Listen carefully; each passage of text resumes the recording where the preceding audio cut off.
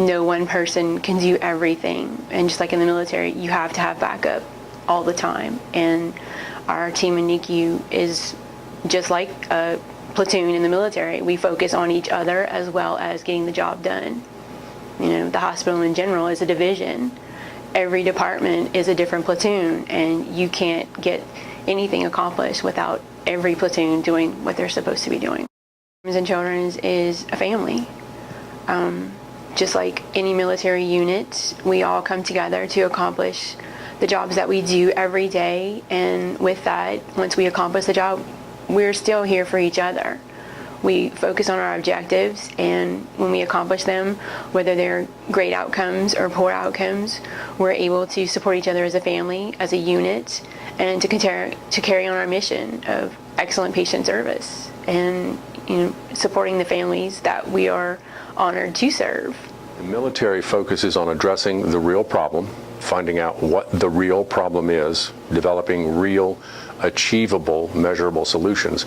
And I think what we've seen in the evolution of healthcare over the last 20 to 30 years is a much more disciplined approach to addressing the problem at the real root of the problem. You know, you've heard all of this discussion about root cause analyses and special event investigations, that sort of thing, and not working from bias, but working from fact, seeing what is going on, getting input from all the participants in a process, not relying on one person to make a decision and say, this is what works, because it may not. But when we have multiple people looking at things, when we have a team looking at what we do, when we're working together, we have numerous eyes, numerous ideas, and we wind up with a better solution. Out on a ship, no matter captain down to the lowest seaman on the ship, everybody's important, kind of like here, we're all important. No telling who's going to be the shining star. It could be admitting a doctor, so just like the Navy, you just have to be prepared. Sometimes you're at the front of the bus, and sometimes you're at the back of a bus. All the team, so some days you know you're going to shine, but other days you just have to get to the back of the bus and let other people shine or prepare them to shine and be there in a supporting role. So I apply that every day. You can't always be the superstar. No one can.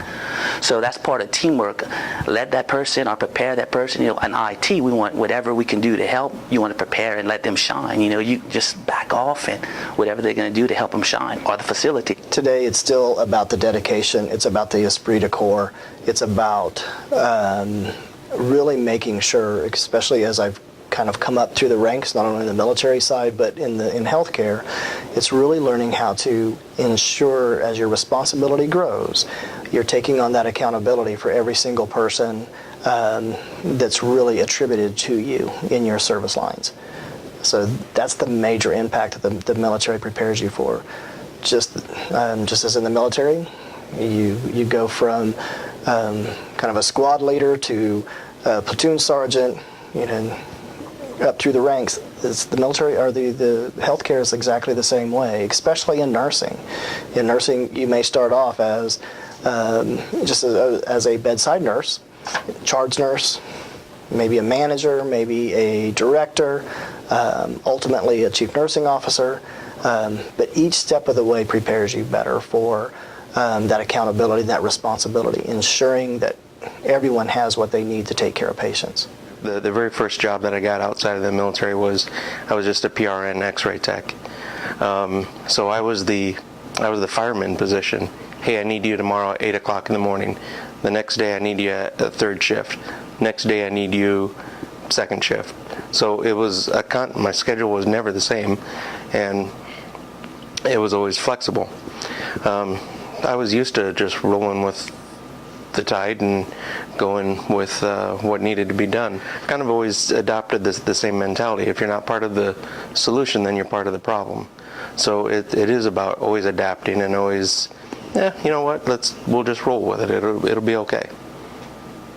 What I love doing more than anything else is listening to the issues that come up during a PI council meeting, or during, you know, just a one-on-one with another nursing director or a staff member, whatever the case might be, listening to their problems and understanding how we can take those problems and then come up with some type of creative solution together that will ultimately impact, you know, the care of that patient. you can't find the level of dedication and the sense of being a part of something greater than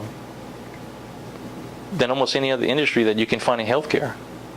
Just being a part of it, being a part of that level of sacrifice, being able to share the front lines with our nursing, with our physician teams, with all the different support groups, just to be a part of that is, in my mind, the closest that I will ever get back to being a part of something as great as we once were when we were going through those types of, life-changing scenarios.